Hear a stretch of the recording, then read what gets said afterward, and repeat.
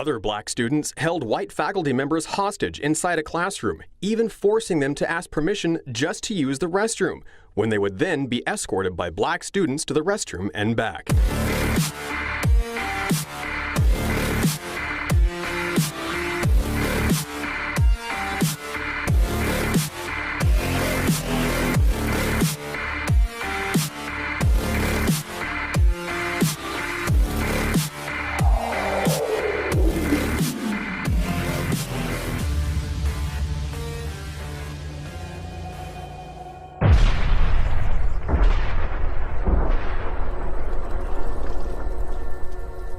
Evergreen State College in Washington is making headlines again, but this time, college officials won't be too pleased.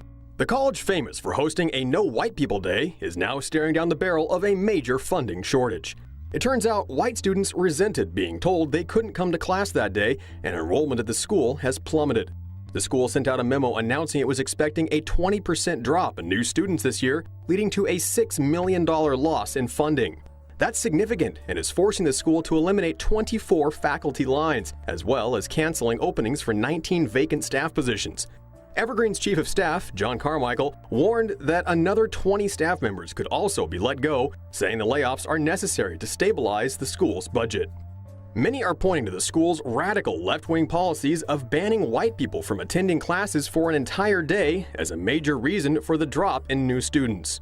Last May, Evergreen took the unprecedented step of holding an official Day of Absence. It was intended to mark the contributions of black members in the community, with students of color voluntarily remaining home to show how their loss would be felt.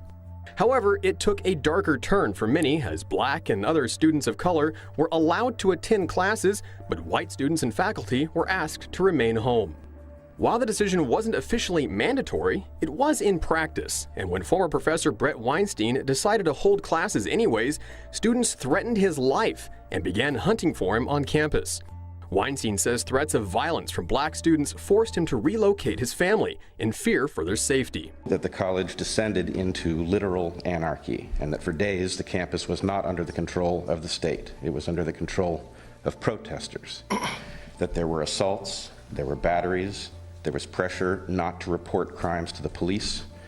People were, by the legal definition, I believe, kidnapped and imprisoned. That included faculty members and administrators. Others were hunted on the campus. That lawless bands roamed the campus unimpeded.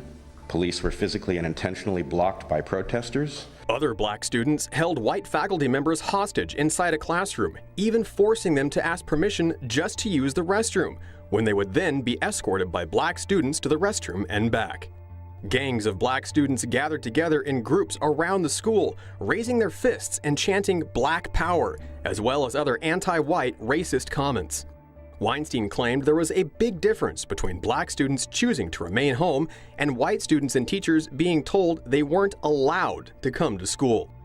Many have said the event is no different than segregation, and saying it's disgraceful for a public institution that accepts taxpayer money to hold these kinds of racist demonstrations. Nevertheless, Evergreen doubled down on its social justice efforts, holding yet another Blacks-Only Day of Absence on May 16th, extending the event for a full 3 days. The event coincides with Harvard's recent decision to hold a No Whites Allowed graduation for black students.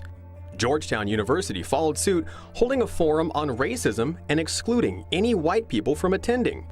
One can imagine the response if black people were excluded and only white students were allowed to attend a meeting about racism. However, as waves of students make their outrage felt by not enrolling in so-called progressive schools like Evergreen, perhaps other institutions will take note and avoid similar racist, segregated policies. But if white enrollment continues falling, colleges like Evergreen won't need to hold a day of absence because there won't be any white students left. This video that sparked outrage What did they do? What did they do? Did someone tell me what they did? is now prompting change after these two black men were arrested at this Philadelphia Starbucks for trespassing after one asked to use the restroom without making a purchase. Starbucks is attempting to use that video as a teachable moment, creating this new training video.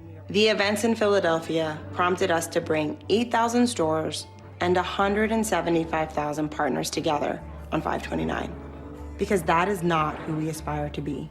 The company is shuttering all stores tomorrow afternoon for bias training. Helping people see each other fully, completely, respectfully. Workers will hear from the activist and rapper Common, watch a film, and break into smaller discussion groups. In the wake of that video, Starbucks now says anyone can use its spaces, including restrooms, without a purchase, unlike many businesses that enforce no loitering policies. And while Starbucks has settled with those young men, they told our Robin Roberts they want to see long-term change. It's not just a black people thing. This is a people thing. And that's exactly what we want to see out of this, and that's true change. A LGBTQ media advocacy group called for increase in movie representation. A new study from GLAAD showed lesbian, gay, bisexual, transgender, and queer people in films were at a 6-year low. The advocacy group released the annual Studio Responsibility Index, or SRI, on May 22nd. SRI found in 2017, out of 109 movies released by major movie studios, only 14 included LGBTQ characters. The report showed a drop from 2016, which saw 23 films out of 125 with LGBTQ characters. GLAAD urged movie studios to make at least 20% of their annual releases LGBTQ inclusive by 2021. They also called for 50% inclusion by 2024. GLAAD demanded characters be directly tied to the film's plot. They insisted LGBTQ characters should be featured fully and not left up to interpretation. Finally, with the popularity of superhero movies, they call for LGBTQ characters as heroes. F.E. Warren Air Force Base in Wyoming is on the front line of America's nuclear defense, home to land-based nuclear-tipped missiles like these filmed by 60 Minutes in 2014. Each 20 times more powerful than the bomb that destroyed Hiroshima. The airmen responsible for guarding these weapons are supposed to be on high alert. But in court-martial documents obtained by CBS News, details about a drug ring on base show some were just high, mostly on the psychedelic drug LSD. I absolutely just loved altering my mind, one airman testified at his court-martial. Another said under oath, I didn't know if I was going to die that night or not, and admitted he would not have been able to perform his duty in case of a nuclear security emergency. Between 2015 and 2016, more than a dozen nuclear-based personnel were found to have been abusing LSD and other drugs, including cocaine, ecstasy, and marijuana.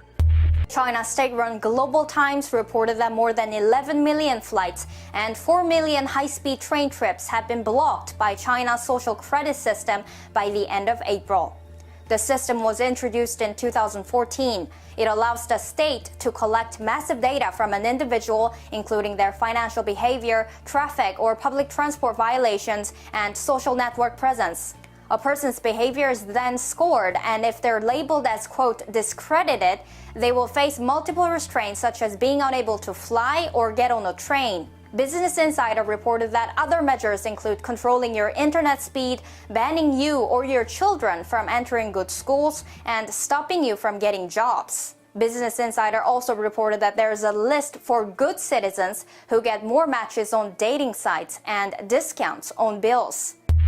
The meek may inherit the earth, but a bold preacher has his eye on the heavens, and he's asking his flock to get him there in style. I really believe that if Jesus was physically on the earth today, he wouldn't be riding a donkey.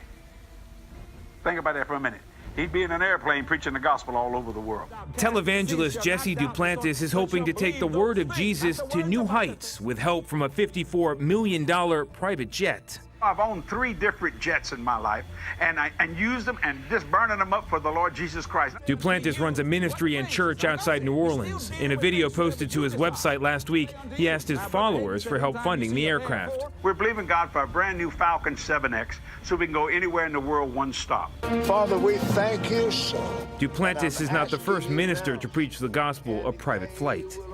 This past January, another televangelist, Kenneth Copeland, announced the blessing of a Gulfstream 5. The prosperity gospel, which many of these ministers are preaching, is simply not the gospel of Jesus Christ. Jim Wallace is the founder of Sojourners, a prominent Christian community.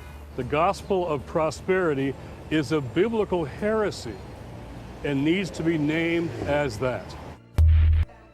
Christians of all stripes came to this summit asking, why don't believers do more to help their persecuted brothers and sisters around the globe? They hit at Christians in the first world living cushy lives with little thought for those under attack overseas. We cannot claim Christ only to form our lives around the comforts and the conveniences of the modern Western life without paying mind to the injustice of the Christian persecution that we see around the world. Many Christians are focused on what a friend of mine calls the 3 Bs of good church life. Have you heard about them? The budget, the baptisms, and the building program. And if those 3 things are all in sync together, then the church is deemed to be successful. The keynote speaker pointed out Jesus told Saul of Tarsus that Saul was attacking Christ when he attacked Christians. When people persecute Christians, they're really persecuting who? Jesus. In the same way, when we care for the persecuted, we're really caring for Jesus.